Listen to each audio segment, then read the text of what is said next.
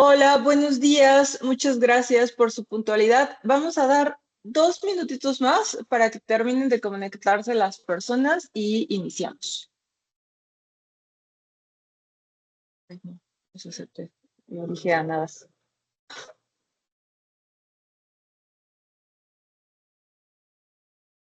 Ahora sí, buenos días, perdón, pensé que los había aceptado. Eh, voy a, vamos a dar 2 minutos para que se terminen, bueno, 1 minuto para que se terminen de conectar las personas y iniciamos.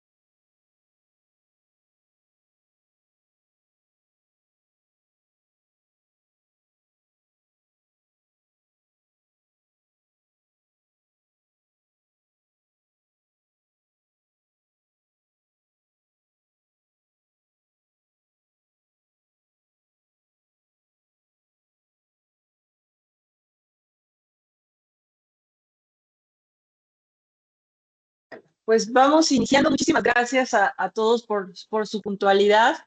Eh, Muchas gracias a Alterna, que es quienes nos van a dar la plática el día de hoy, y a Actinver con Enrique. La plática, el webinar es de perspectivas financieras ante el escenario geopolítico actual. Creemos que es un tema muy relevante, muy complejo, y para eso tenemos un experto que es Enrique Covarrubias Jaramillo. Él es el economista en jefe y director de análisis de Actinver. Entonces, ahorita estábamos volviendo a revisar su currículum y es enorme, entonces vamos a dejar que su presentación hable por sí misma. Tenemos también a Adelaida Melet, que es la directora general de Alterna Soluciones Integrales. Ella ahorita nos va a platicar qué es Alterna. Y a Mónica Cortés, quien ha hecho este vínculo, siempre ha estado cerca de la cámara, y ella es la asesora financiera. Entonces, con ella, después, cuando tengamos dudas o alguien quiera contactar a Alterna, podremos hacerlo por medio de Mónica. Entonces, para no quitar tiempo a la presentación, Adelaida, te doy la palabra. Sí, muchas gracias, Andrea, y gracias a la Cámara por darnos la oportunidad de explicarles un poquito quiénes somos. Alterna Soluciones Integrales es un asesor en inversiones vinculado a Corporación Actinver, y nos dedicamos a asesorar y acompañar a los clientes en el cuidado de su patrimonio. Esto quiere decir ayudarlos a preservar el patrimonio y hacerlo crecer basado en la asesoría financiera, pero no solamente la asesoría financiera. Nosotros tenemos colaboraciones con despachos de fiscalistas y también de estructuradores para que esta asesoría sea completa. El patrimonio de nuestros clientes viene muchas veces del ahorro de toda una vida de trabajo, ejecutivos, empresarios, o a veces también de herencias, ¿no? De repente, pues heredas y formas parte de un conglomerado empresarial familiar, y esto pues requiere ayuda para hacerlo de manera óptima, y a eso justamente pues nosotros nos dedicamos, ¿no? ¿Cómo hacemos esto? Pues desde Alterna hemos creado una plataforma nacional, pero sobre todo internacional, que permite a nuestros clientes manejar su dinero de una forma diversificada, y también mirar hacia el extranjero y poder invertir te digo, en México siempre, pero también en Estados Unidos. Manejamos dinero desde México en Estados Unidos, en España, en Suiza y también en Luxemburgo. Son plazas financieras que ofrecen grandes oportunidades y grandes vehículos para que este objetivo que nosotros buscamos, que es preservar y hacer crecer el patrimonio de los clientes, pues se pueda conseguir, ¿no?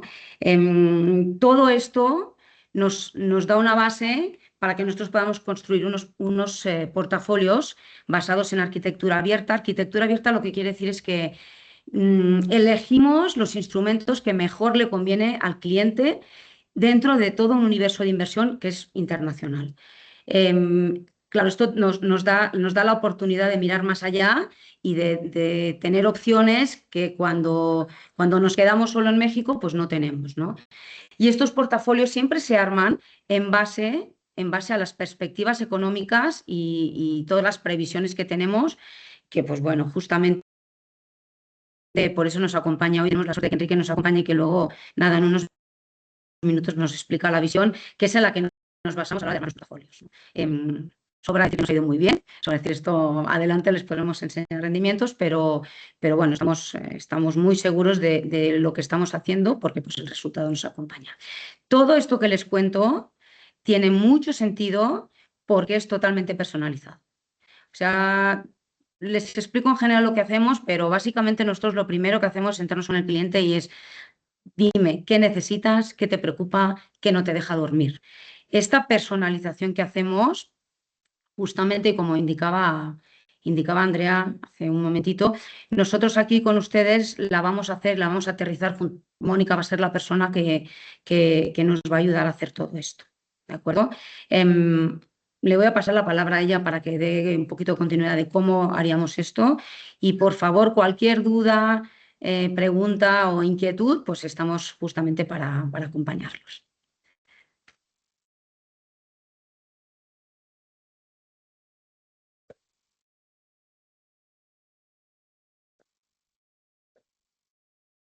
¿Ya me escuchan? Perfecto. Pues muchas gracias, Andrea, y gracias a este foro que nos permite otra vez reencontrarnos, ahora a través de Alterna, que como dijo Adelaida, es parte del ecosistema de Actinver, pero operamos de manera independiente y esto nos permite ofrecer lo que es la arquitectura abierta. Quiero ser breve y nada más decirle que nosotros somos asesores financieros ya con una larga experiencia en el mercado, la mayoría, y conocemos tanto mercado nacional como internacional y estamos regulados por la Comisión Nacional Bancaria y de Valores. Dentro de la gestión integral del patrimonio familiar, centralizamos y coordinamos todos los aspectos financieros, empresariales y personales del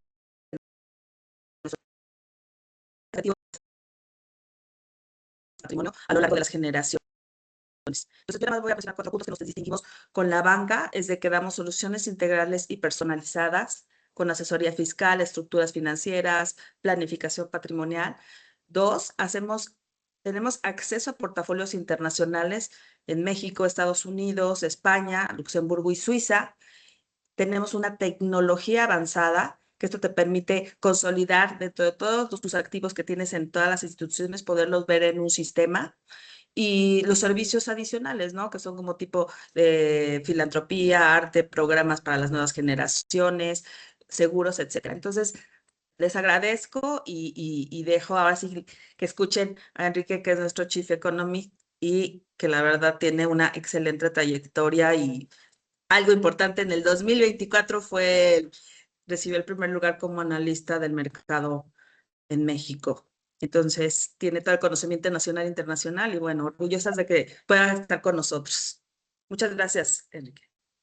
Bueno, gracias. Si quieren empiezo, pero muchas gracias por la presentación y Andrea, muchas gracias también por organizar todo esto y darnos el espacio. Por cierto, este material vamos a hacérselos llegar cuando termine el webinar, no se preocupen, Alterna se los manda. Y la otra cosa es, si tienen preguntas sobre la marcha, por favor escríbenlos ahí en el chat y las voy tomando una por una. No se preocupen, de todos modos voy a terminar a tiempo, no nos voy a tener aquí mucho tiempo más del que ya nos están regalando para platicar de los mercados. Entonces, déjenme comparto una presentación. Creo que ya deben estar viendo algo que dice House View de Actinver. Y si sí lo están viendo, me arranco a hablarles un poquito de algunos de estos temas.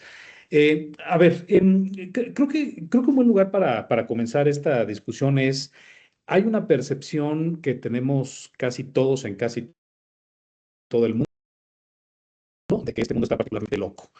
Y hay algo de evidencia cuantitativa que parece reflejar que sí parece ser el caso. Este indicador a mí me encanta, creo que resume muy bien lo que pasa en los mercados financieros globales. Es algo que se llama el índice de incertidumbre económica. Ahí pueden ver la nota al pie el instituto que lo crea.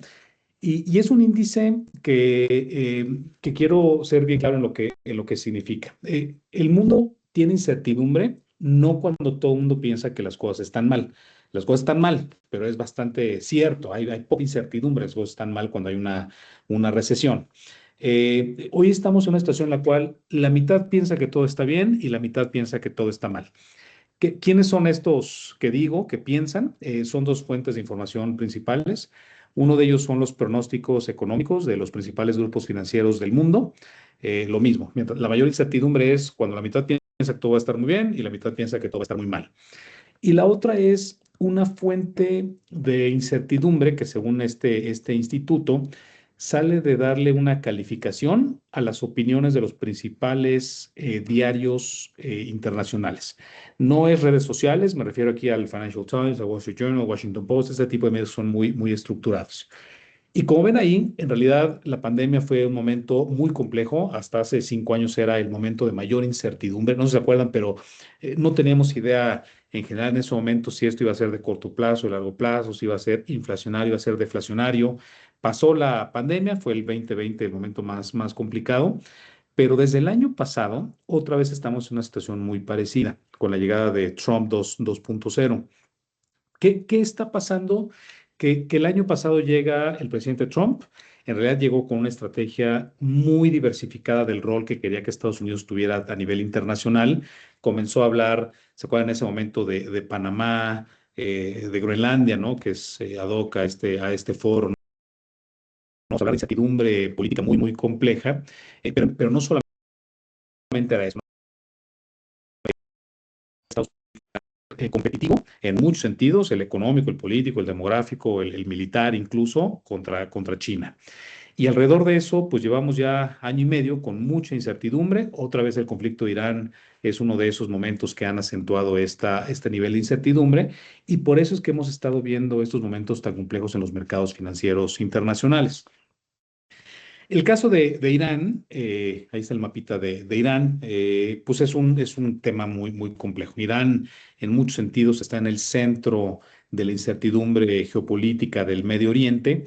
Cuando comienzan los primeros misiles a llegar a Irán, en realidad no es que estuviera tranquila esa zona del mundo. Había misiles que estaban entrando y saliendo de Pakistán hacia Afganistán, de un lado, y del otro lado, pues también misiles que habían estado cruzando diferentes fronteras entre Israel y varios de los países que se ven ahí en el mapa en los últimos años.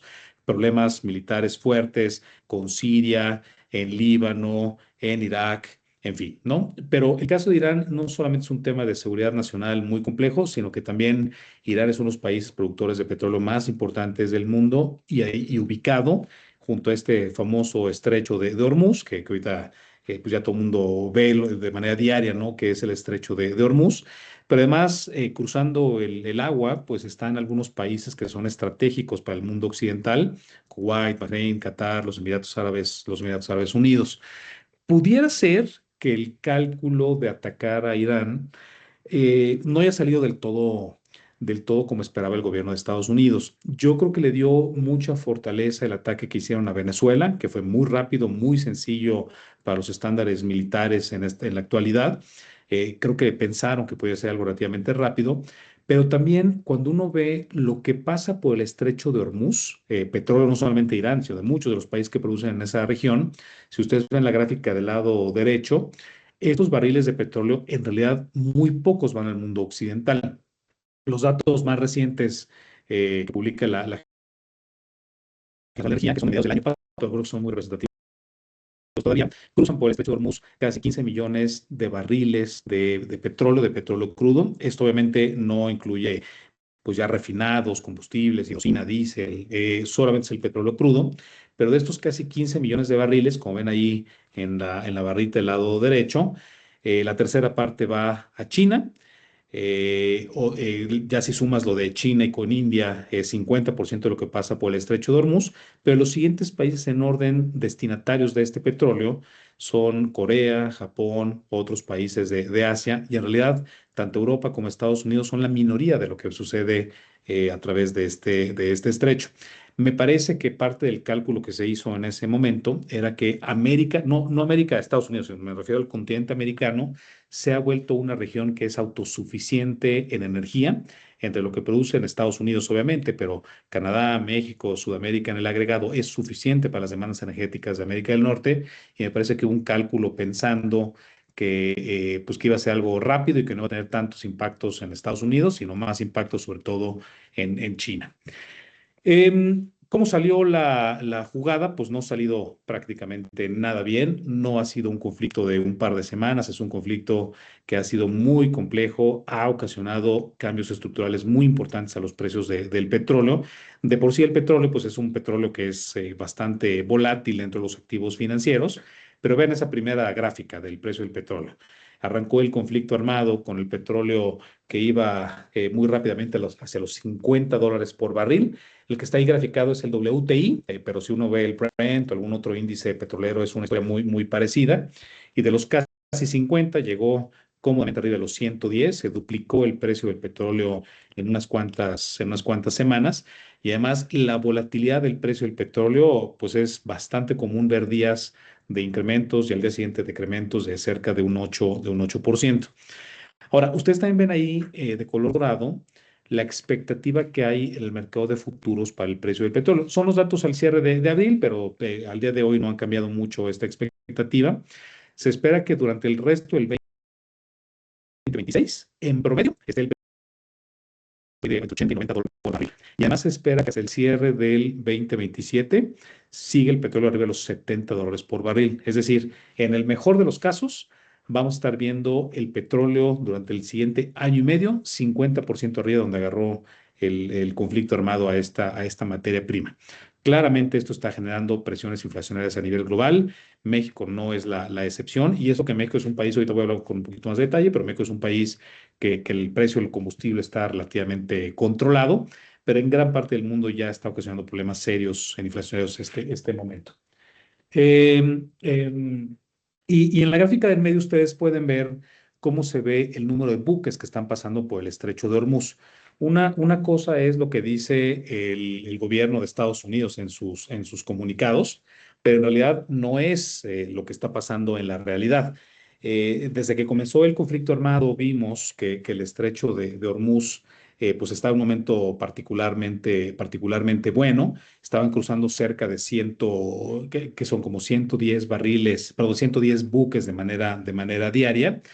Y hay de los dos tipos de buques, ¿no? Los tankers, que dice buques, ¿no? Pero debió haber dicho tanker, son aquellos han visto estos barcos, ¿no? Con burbujotas que transportan todo tipo de líquidos, gas natural, petróleo crudo, gasolina. Entonces, estos buques están cruzando más de 60 al día. El resto de los contenedores que transportan todo tipo de materias primas, o también otro tanto. Y en ese momento, los datos más recientes que están ahí graficados son del 26 de abril, 5 buques en total. Los casi 120 solamente 5 están cruzando de manera diaria. Entonces, no hay que hacerle tanto caso a lo que dicen los anuncios de los gobiernos, porque en realidad lo que estamos viendo es que no están cruzando barcos todavía, y las presiones inflacionarias, las disrupciones que hay en el mercado energético, pues es algo que parece que va a continuar durante un tiempo prolongado. Ahora, ¿cuál es el efecto en la economía global? Déjenme comenzar primero con el caso de Estados Unidos, y ahorita hablo un poco más del caso mexicano. La economía de Estados Unidos claramente sí tiene ya presiones inflacionarias.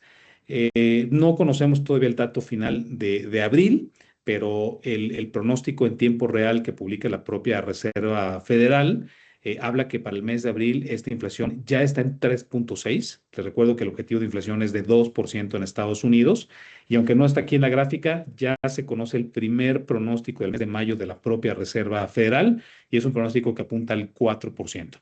Es decir, sí se está acelerando la inflación, y aunque mañana se arregle el problema de Irán, ya hay un daño hecho. Ya tuvimos 2 o 3 meses de presiones altas pues a diferentes productos agropecuarios, mercancías, impacta también los servicios, y en Estados Unidos el tema de inflación pues ya se les descontroló en este momento.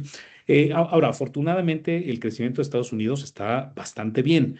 Es una economía que se sigue acelerando. Ya conocimos el dato del primer trimestre del año, 2.7% de crecimiento. En abril del 2026 la economía sigue creciendo cerca del 3%.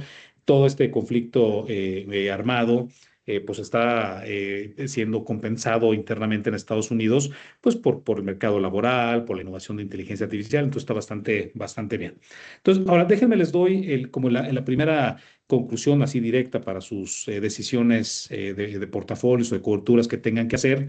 Viene un cambio al gobernador de la Reserva Federal en Estados Unidos. Jerome Powell deja la presidencia, se va a quedar como integrante de la Junta de Gobierno. Estamos a nada de ya de que se conozcan los detalles finales para que Kevin Walsh pueda ya tomar posesión de esta función a partir del 16 de mayo. Pero en este momento todo sugiere en Estados Unidos que no vamos a ver cortes de tasa durante este 2026 y el mercado piensa que hasta finales del 2027 veremos el primero de estos cortes. Esto habla pues de un Estados Unidos en el cual la tasa con estos niveles pues es un lugar atractivo. Vamos a estar viendo diferentes flujos globales que van en la dirección del dólar. Seguramente esta estabilización hará que muchas divisas no comiencen a ver algo de pérdida de valor frente al dólar. El peso mexicano no, el peso mexicano tiene una dinámica que es todavía más favorable para el peso, lo que estamos viendo en Estados Unidos, pero esta estabilización del dólar es una buena señal. Lo vamos a ver seguramente en otros bienes como el oro, ¿no? Donde vamos a estar viendo que todos esos incrementos que hemos visto en los últimos meses ya no parece que continúe esta tendencia, pero bueno, por ahora el pronóstico es que la tasa del 3.75 se mantendrá el resto del año y hacia finales del próximo año las primeras posibilidades de que los cortes se comiencen a materializar. Ahora, viene junto con la inflación observada, pues un tema político que se le está complicando al gobierno de Trump. Pueden ver ahí en la gráfica de en medio cómo están las preferencias, no las preferencias electorales, el índice de aprobación del presidente Trump. Y recuerden que es particularmente relevante porque en noviembre de este año hay elecciones intermedias. Y ven aquí de color negro, ahí en medio, cómo está el índice de aprobación. Desde que se volvió presidente, el primer mes le fue bastante bien, pero a partir de febrero que anunció los primeros aranceles, prácticamente la caída no cede de la aprobación neta del presidente de Estados Unidos. Pero sí hay algo que me gustaría también destacar de esta gráfica. Las preguntas de la preferencia o de la aprobación, sigo diciendo la preferencia, pero quiero decir la aprobación del presidente Trump, se preguntan diferentes indicadores. Y cuando le preguntan al votante americano dónde está su mayor desaprobación, no está en temas de migración, es algo muy bueno, era una preocupación grande que teníamos todos con respecto a la negociación del TEMEC. Todo el mundo está preocupado por algo que se llama en Estados Unidos inflación, pero más que inflación, o sea, este cambio anual del nivel de precios, creo que la pregunta debió haber tenido como título si la vida es demasiado cara. Y la gente en Estados Unidos lleva ya varios años con una preocupación grande del costo de vida y los incrementos que hemos visto en este momento no parece que vayan a mejorar. Y lo malo para el Partido Republicano, lo bueno claramente para el Partido Demócrata es que no creo que tenga tiempo el gobierno de aquí a noviembre para poder reducir los costos de vida de una manera muy significativa. Se siguen acumulando presiones inflacionarias y por ende la probabilidad de quién va a ganar las cámaras cambió radicalmente. Desde hace muchos meses, incluso desde antes de que comenzara lo de Irán, ya se pensaba que la Cámara Baja, la de Representantes, la que tiene 435 curules que están en contienda, o sea, todos, ya se esperaba que el Partido Demócrata ganara la mayoría en esa Cámara, pero hoy la probabilidad está en el 85%, o sea, es abrumantemente que va a ganar. Y la Cámara Alta, la de senadores, ese se va rotando los senadores, tienen periodos de 6 años, entonces cada 2 años una tercera parte se va renovando. En esta ocasión son 35 los curules que están en contienda y ahora se espera que el Partido Republicano ya ni siquiera sea el que gane estas elecciones. Solamente tiene 47% de probabilidad de ganar la mayoría, o dicho de otra manera, los demócratas tienen la probabilidad de más del 50% ya de llevarse también la Cámara Alta en este momento. Yo creo, bueno, no sé, ¿no? Claramente no sé qué piensa el presidente Trump, pero con la historia que nos ha mostrado en los últimos años, dudo que se quede de brazos cruzados. Yo creo que de aquí a las elecciones de noviembre vamos a ver todavía mucha volatilidad, muchos eventos muy raros en Estados Unidos y pues la volatilidad en los mercados globales derivado de estas decisiones no creo que vayan a ceder en el corto plazo. Pero bueno, habiendo dicho eso, el mercado financiero, con toda esta montaña rusa y momentos de incertidumbre, el mercado está actuando en este momento como si ya no hubiera conflicto, ¿no? Ya para fines prácticos ya terminó. El mes de marzo fue uno de los peores meses en la historia reciente para los mercados financieros. El mes de abril fue uno de los mejores años en épocas recientes. Y de hecho, otra vez están prácticamente todos los índices bursátiles en máximos históricos. Las bolsas emergentes en lo que va del año de abril, la bolsa mexicana, bolsas desarrolladas europeas, bolsas todas están en un momento bastante positivo. El mercado de renta fija es una historia un poco distinto porque han tenido que incorporar los bonos, la probabilidad de que estos incrementos de tasa se den, o al menos los decrementos de tasa ya no se vayan a materializar. Pero con todo y eso, muchas de las primas de riesgo que hay en los mercados de renta fija pues ya han desaparecido. Y las divisas pues también han tenido una dinámica muy favorable. El peso mexicano en particular pues muy pegado, bueno, mejor dicho, moviéndose en un rango de entre 17 y 17 y medio prácticamente todo el año. Incluso en estos momentos de incertidumbre, si llegó en algún momento a salirse el peso de este rango, fue de muy corto plazo, regresa a estos rangos del 17 a 17 y medio. Y ahorita les comento un poco más de México, pero no creo que vaya a cambiar esta tónica. El petróleo, pues es sí, claramente ha subido, ya ha subido mucho, con mucha volatilidad. El oro en realidad pues ha tenido muchas minusvalías, después algo de plusvalías.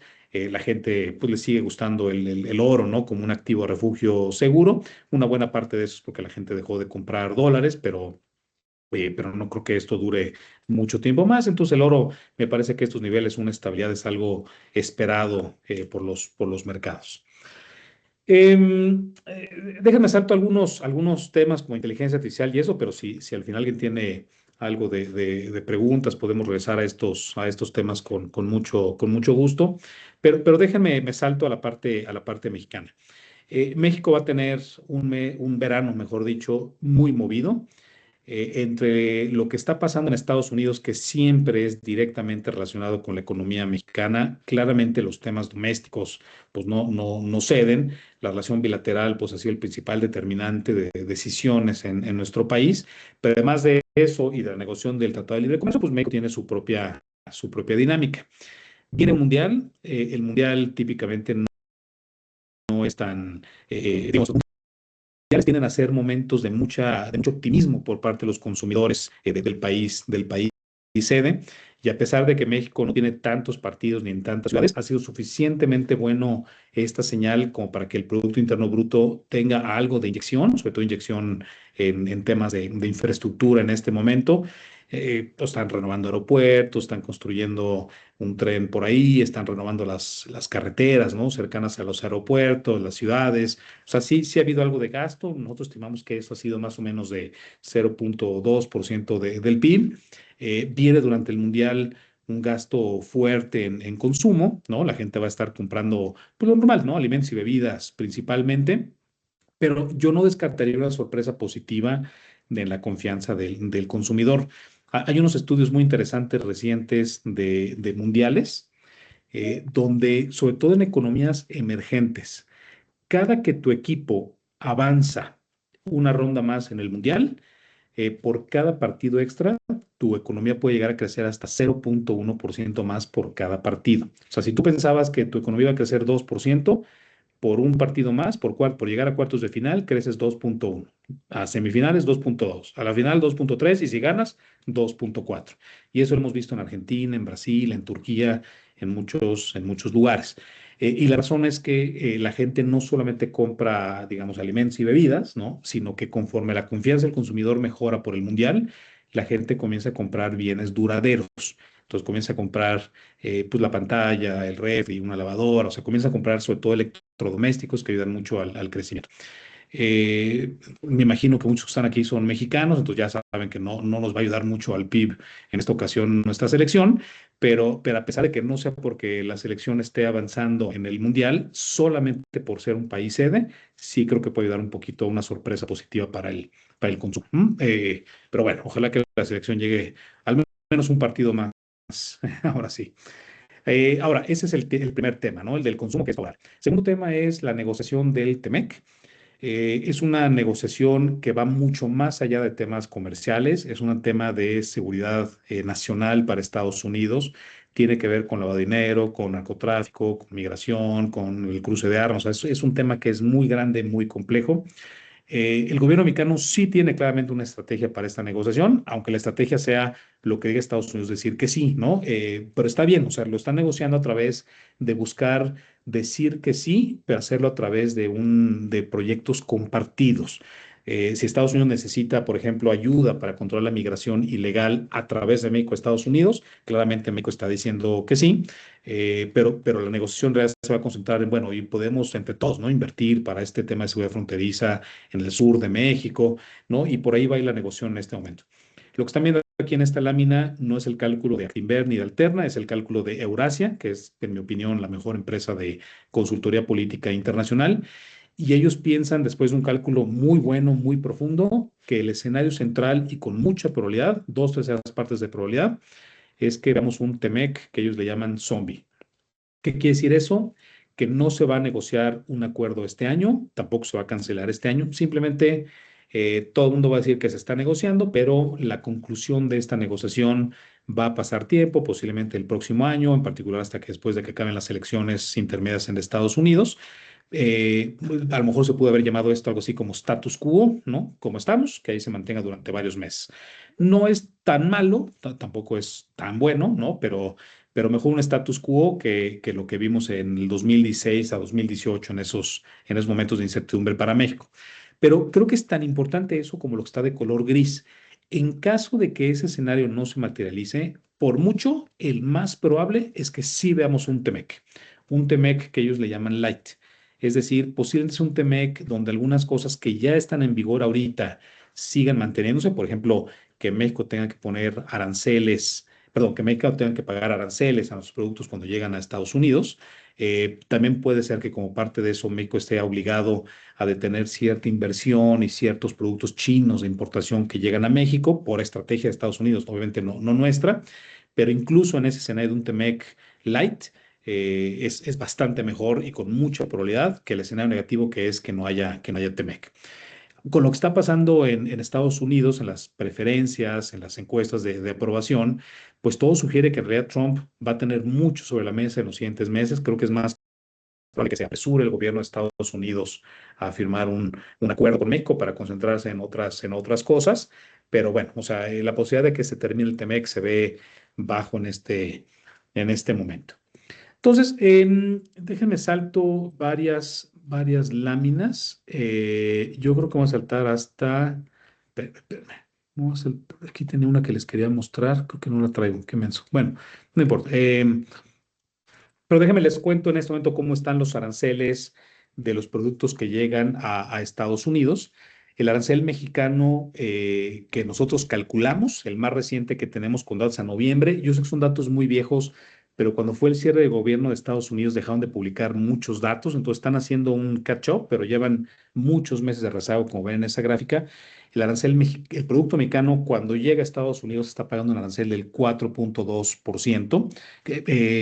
El de Canadá y el de Taiwán es un poquito más bajo que eso, pero cuando uno ve los aranceles de otros productos, sobre todo de otros países, perdón, sobre todo países provenientes de Asia, pues se ve que el arancel es considerablemente mayor que el de México. Entonces, por increíble que parezca, a pesar de esto, México acaba siendo uno de los ganadores de esta estrategia.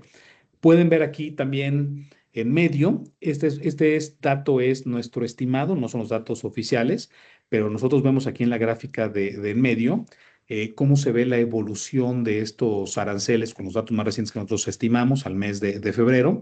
Y vean cómo el arancel típico que paga un país cuando llega a Estados Unidos del 8,5%, pues México incluso pensamos que este arancel oficial continúa disminuyendo, que ya está muy cercano al 3,5%, muy pegado al de Canadá, y el de China, aunque es cierto que muchos aranceles se eliminaron, pues sigue estando muy cercano al 30%.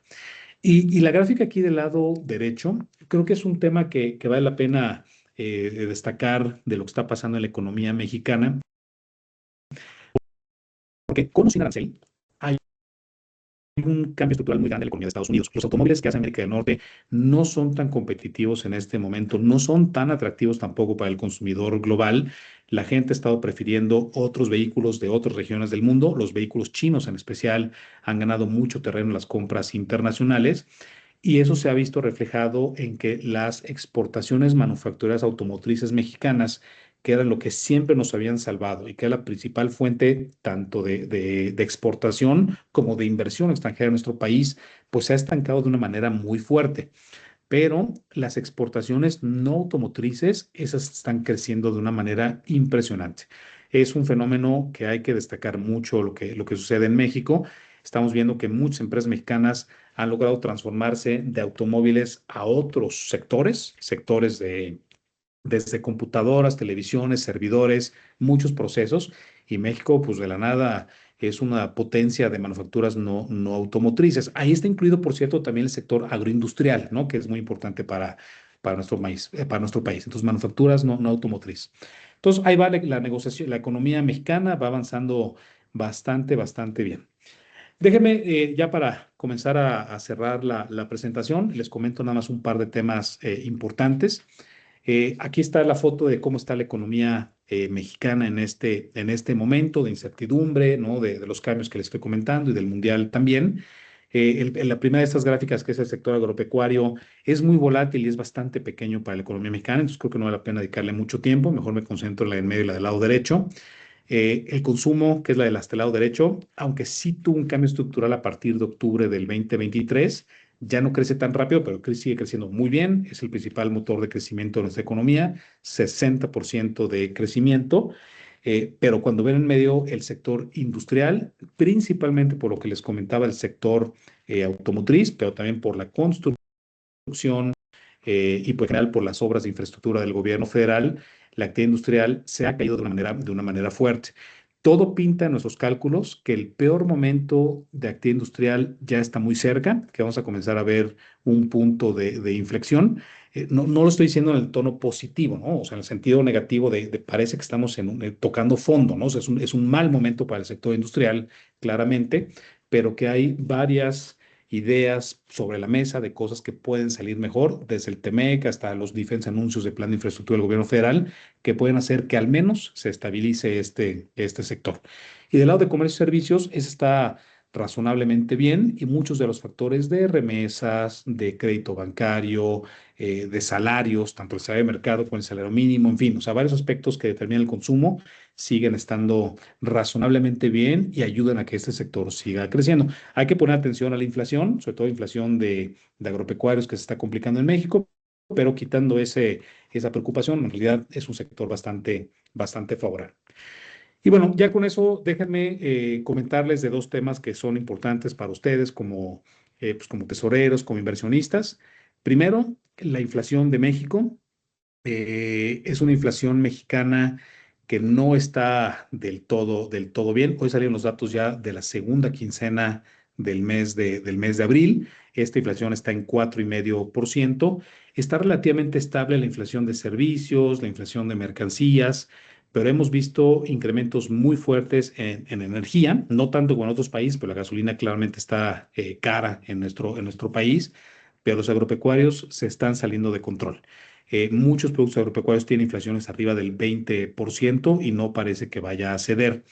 Y de hecho, los que saben de estos temas, de temas climáticos, pues pronostican que tan pronto como el mes de junio entrará el fenómeno del Niño en México. Es un fenómeno que es muy caliente, de poca lluvia, que dura cerca de 18 meses y eso genera todavía más presiones en los precios de los agropecuarios.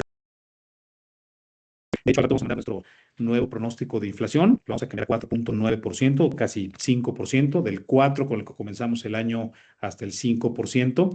Y eso apunta a que Banco de México, pues en nuestros cálculos, al rato a la 1 de la tarde hará su último recorte de tasa y a partir de este momento comienza una etapa nueva de política monetaria en la cual se buscará pues controlar la inflación hacia adelante. Yo creo que la tasa no se va a mover el resto del año, pero ya va a comenzar la discusión del próximo año cuando viene el primer incremento de tasa.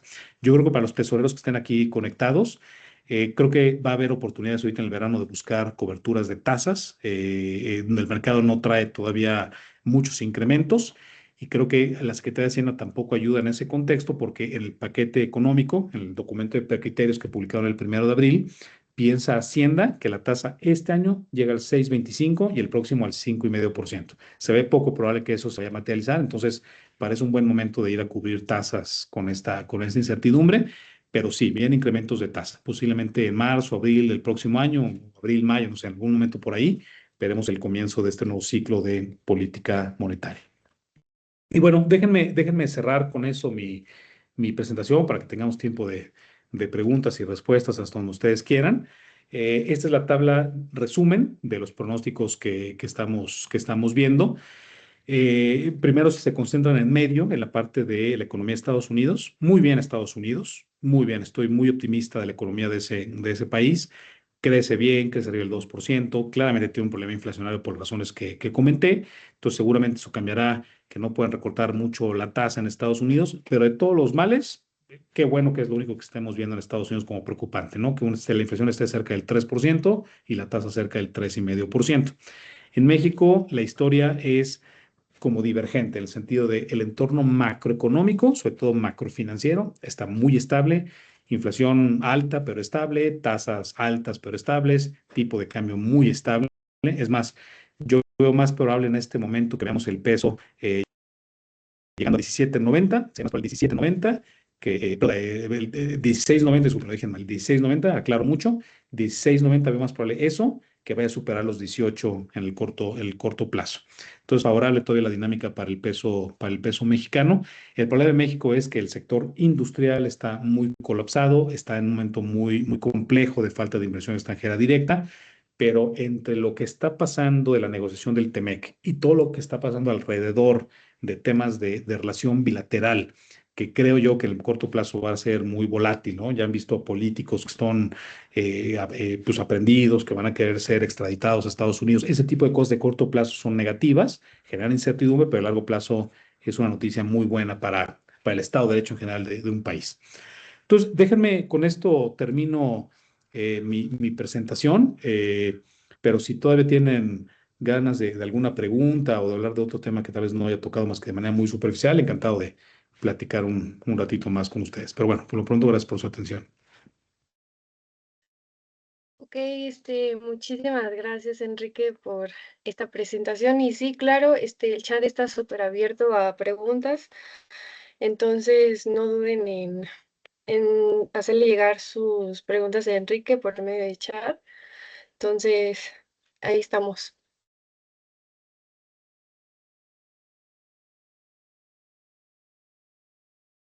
¿Se oye? Sí. Sí, sí, Oye, oye. Enrique, ¿y cómo ves el tema del euro contra el dólar? Bien, sobre todo, a ver, sobre todo contra Contra las demás eh, monedas. Ujú. sobre Sí. todo contra otras monedas. Sí, a ver, Ujú. se ve una moneda que es bastante estable en este momento. Tuvimos una dinámica muy complicada para el dólar hace un par de años y todavía el arranque de este año, porque había una percepción global de que posiblemente el dólar podría perder algo pues de poder, como refugio seguro a nivel internacional. Y comenzamos a ver a los bancos centrales del mundo vender dólares y buscando diversificar este refugio seguro en otros lugares. Ahora, lo que pasa es que si no tienes dólares, tampoco no hay mucha claridad dónde puedes invertir esta gran cantidad. Son trillones de dólares que hay que invertir. Entonces se buscó la diversificación, una parte en el oro y después en otros metales, sobre todo en la plata. Y por el otro lado, la compra de ciertos activos financieros de corto plazo. El euro es claramente uno de ellos. Pero se buscó en el yen, se buscó en la libra esterlina, en el franco suizo, en otros lugares. Ahora, este conflicto armado de Irán, yo creo que le recordó mucho al mercado, que en realidad cuando las cosas se ponen muy complicadas, sigue siendo el dólar la moneda de refugio seguro. Hasta los chinos fueron a comprar dólares en este momento. Entonces, otra vez hemos visto al dólar que tiene un rol un poquito distinto y esta prueba inicial de si el dólar iba a seguir funcionando, ¿no? Como moneda de refugio seguro, claramente sigue y seguirá y lo seguirá durante muchos, muchos años más. Entonces, esa parte creo que ya vimos una estabilización. Ahora, hacia adelante viene la pregunta que es, ¿qué va a pasar con las principales divisas? El euro es una divisa claramente crucial en este contexto y el determinante es qué van a hacer los bancos centrales respecto a la tasa de referencia. Hoy el mercado está pensando que en Estados Unidos, cuando se mitiguen los problemas inflacionarios, hay ciertas posibilidades de que las tasas sigan recortando. Ya vimos ahí la gráfica de lo que está implícito en la curva. Es una expectativa de que tal vez no en el corto plazo, el próximo año vamos a estar viendo estos ajustes de tasa para abajo. En Europa no. En Europa lo que se está viendo es que los siguientes movimientos de darse van a ser para arriba. La discusión es qué tanto tiempo va a tomar, pero que la tasa vaya a incrementarse. Y Madame Lagarde, en las comunicaciones que hace de manera muy, muy estratégica, creo que apunta a que sí es algo que vamos a estar viendo tasas para arriba. Entonces, el euro frente al dólar, se ve que el euro se va a fortalecer frente al dólar en este momento. Frente al peso mexicano no me queda tan claro que esto vaya a pasar. O sea, me parece que la misma razón que hace que el peso sea fuerte frente al dólar, también lo está haciendo frente al euro. Entonces, no lo veo tan clara esta dinámica en este momento. Ok, gracias. Veo una pregunta de José Manuel, a lo mejor la puedo tomar. Sí. O sea, ¿qué es lo que va a hacer que Banco de México recorte la tasa el día de hoy? A ver, tu pregunta es súper buena y es bien difícil para mí contestarla porque mucho de la política monetaria que hemos visto no es por una regla de política monetaria como lo hemos entendido los economistas por muchos años. Hoy hay una política monetaria que es nueva, es cambiante y se le está dando cierto peso al crecimiento por arriba de la inflación. Ahora, el crecimiento de México, pues ya vieron los datos. En un año en el que la economía americana va a crecer casi 3%, nosotros en México, con todo el mundial, vamos a crecer 1.4 en nuestros cálculos. Y el dato de crecimiento de enero, la economía mexicana se contrajo 1% en directo, nada más en el mes de enero. Entonces, si queremos crecer 2% este año, pues ya con el 1 de caída de enero, necesitamos en los siguientes 11 meses crecer de 3% para llegar a ese 2% que es el promedio. Entonces, tiene mucho que ver pues con la expectativa que tiene el Banco Central respecto al crecimiento. Yo doy clases de política monetaria este semestre y una cosa que les recalco mucho a mis estudiantes es cuando ustedes ven el mapa de cómo está el crédito bancario en México contra otros países de la OCDE, somos el país de la OCDE con la menor penetración bancaria. ¿Eso qué quiere decir? Que la política monetaria no funciona con Banco de México, recorta tasa y vemos a la gente corriendo a pedir créditos, personas o empresas. No pasa eso en México, simplemente la gente no está bancarizada, las empresas tampoco. El principal mecanismo de política monetaria es a través del gasto público. Banco de México recorta la tasa y el gobierno mexicano puede endeudarse un poco más, ¿no? También está el tema de que es atractivo para los inversionistas internacionales, invertir una moneda con ciertas tasas, pero el canal tradicional de política monetaria es principalmente el de finanzas públicas. Entonces es una especie de una manita, ¿no? Para el gobierno federal poder bajar las tasas y con eso se detone algo de crecimiento. Pero esa es la razón. Lo que pasa es que en algún momento ya no hay espacio para hacerlo, ese momento ya llegó. Es muy fácil pronosticar que van a recortar la tasa y es muy fácil hacerlo en este momento porque la gobernadora lo dijo en todos los foros públicos a los que fue. O sea, no quiso crear incertidumbre. El 100% de las encuestas traen corte el día de hoy. El 100% de los activos financieros traen corte el día de hoy. Si no se da, de verdad, sería una sorpresa masiva para el mercado de changuitos, que no, porque, o sea, sí tomaría muy mal parado al mercado esto. Veo un par de temas ahí, de preguntas. Sí, a ver, creo que voy a tal vez apuntar las dos y a parafrasearlas en el tema de cómo están las finanzas públicas de México. Y para ello, déjenme, les muestro nada más una sola gráfica, creo que lo va a resumir mejor de lo que lo puedo decir en palabras. A ver si la traigo. Sí la traigo. Denme un segundito. Está. Bueno, creo que están viendo una tabla con unas calificaciones, ¿verdad? Creo que sí la están viendo. A ver, lo que están viendo al lado derecho es cómo las tres calificadoras nos tienen en este momento, tanto a México como a Pemex. Y cada calificadora es muy distinta en su estrategia. Así es como las calificadoras se distinguen y buscan tener todo el mundo el mismo cliente. Standard Poor's, que es la del medio, ellos dicen, para mí es lo mismo Pemex que el gobierno federal. No hay manera de que uno se meta en problemas y no impacte al otro. Sobre todo que Pemex se meta en problemas y no impacte al gobierno federal. Entonces ellos ni siquiera separan las calificaciones, lo ponen juntos.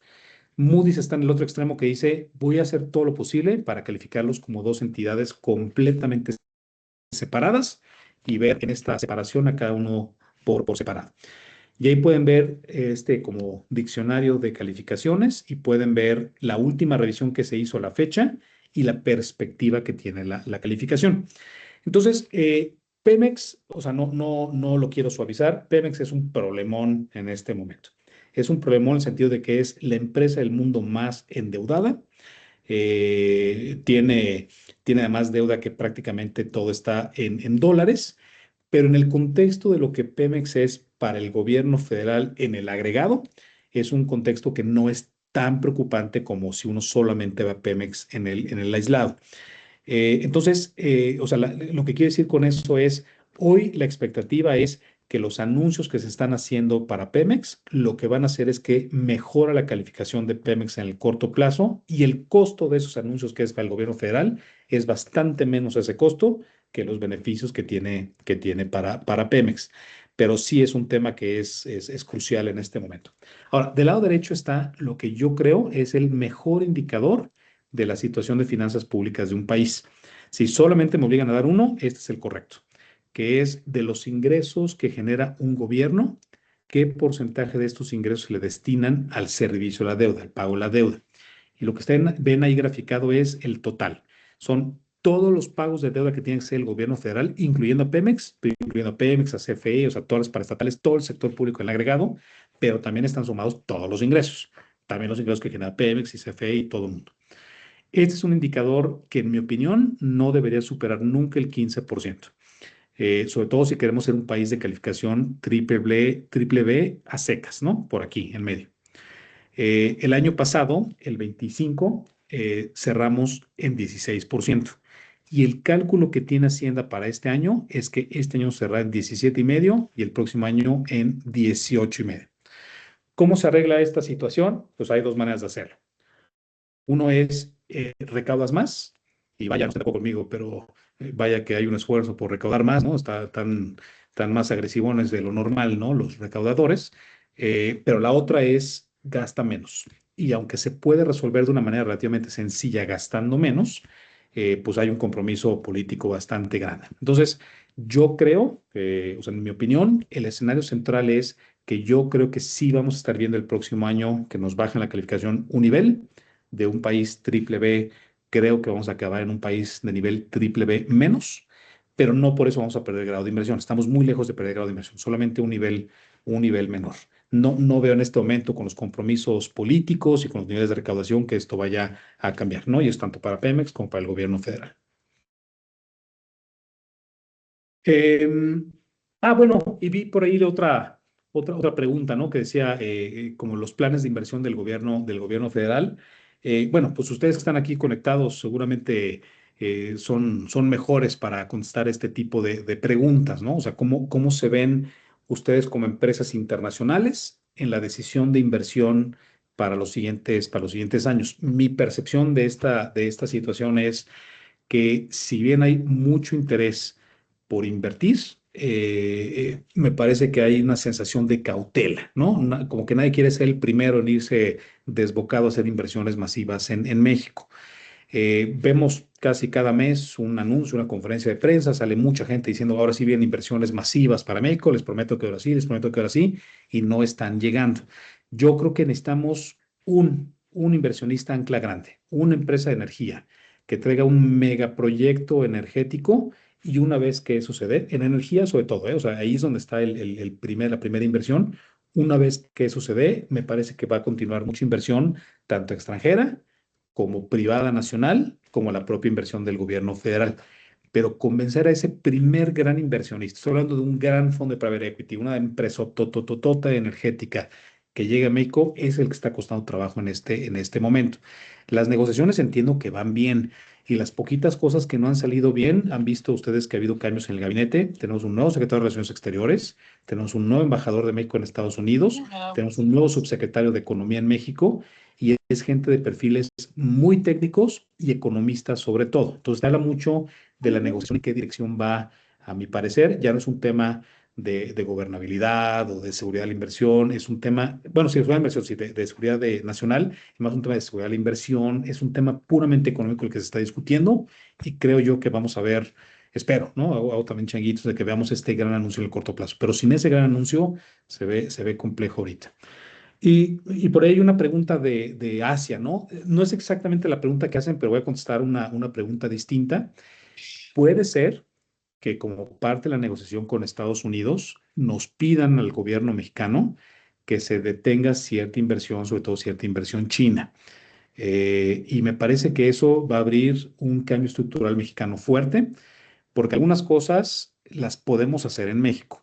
O sea, piensen en, no sé, en textiles, en petroquímicos, a muchas cosas que se traen de China, plásticos, en fin, son cosas que si no se puede hacer, no se puede traer de China, se puede hacer en México. Entonces creo que va a detonar ciertos sectores muy estratégicos. También me parece que va a haber un problema porque las regiones de México que se han dedicado a importar productos chinos, si de pronto no los pueden traer, van a estar limitados. Piensen en puertos, transporte, logística, almacenamiento en el Pacífico mexicano, van a estar en problemas, ¿no? Entonces, y no se puede quedar así por siempre, ¿no? Entonces, vamos a ver el Pacífico mexicano, en mi opinión, buscando relanzarse, reconfigurarse algo distinto, y el Pacífico mexicano y un Atlántico mexicano, sobre todo el noreste mexicano, incluido el Bajío en esta discusión, el Bajío y el noreste mexicano, con una suerte de que de pronto va a haber necesidad de inversión adicional ahí para poder sustituir productos chinos. Pero el rol de China en especial me parece que va a estar más limitado, ¿no? Eso es lo que me parece que va a salir de la negociación. Japón, Corea es otra historia, claramente, ¿no? Pero la China sí puede ser más afectada.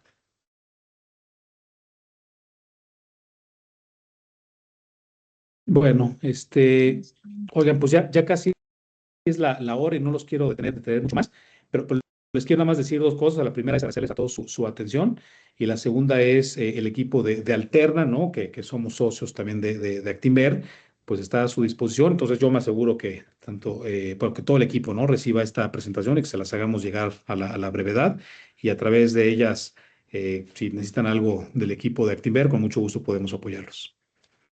Muchas gracias, Enrique, y muchas gracias a la Cámara. Sí, Estamos a sus muchas gracias, órdenes. Enrique. Pues gracias a todos. Buen Hasta día. pronto. Gracias, buen día. Mira la opción palomitas. Muchas gracias, buen día.